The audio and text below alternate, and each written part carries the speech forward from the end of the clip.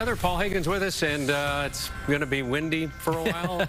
Just for tomorrow. I think Sunday, the less windy day, so if there's something you have to do that involves a ladder, an umbrella, a bike ride, anything like that, I think, yeah, Saturday's not going to be the day for that. Sunday, push that stuff back.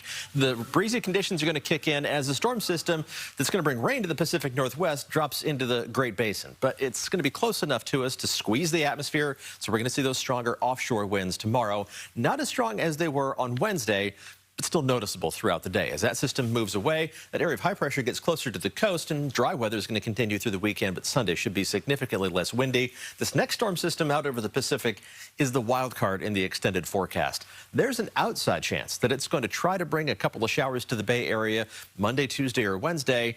More likely that we stay dry through at least the first half of next week, with the next good chance of rain lining up late next week into the first weekend in March. Let's check out those wind gusts on Futurecast, and breezy conditions along the coast to start the day, but those strong offshore winds are going to kick in as we head towards mid to late morning.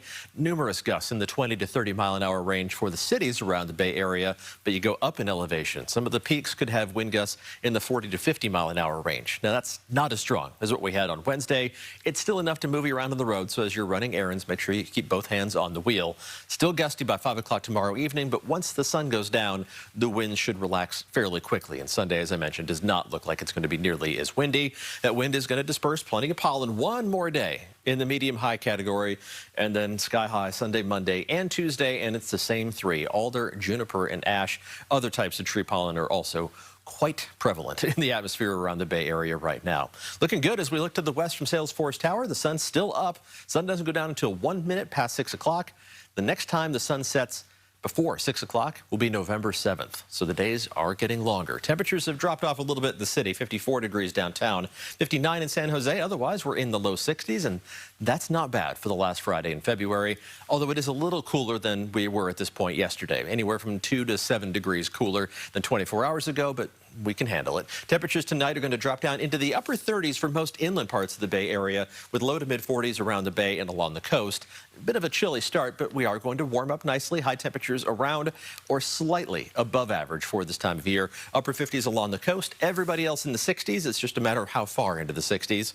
Low to mid 60s around the Bay, mostly mid to a few spots in the upper 60s farther inland. Really not a whole lot of variation across the Bay Area because of those stronger winds keeping the atmosphere very well stirred. We calm down on Sunday. We warm up a couple degrees with highs in the upper 60s inland, with mid 60s by the Bay and near 60 degrees along the coast. Temperatures don't change a whole lot as we head through next week. A little more cloud cover overhead, but again, that storm system out over the Pacific looks like most of the moisture with it is going to miss us until the next one lines up, with a chance of showers by Friday. Looks like late Friday into Saturday, that first weekend in March, and the longer range forecast does still look unsettled as we head farther into March. That's something we'll keep an eye on as we look out for some more much needed rainfall as we get closer and closer to the end of the rainy season.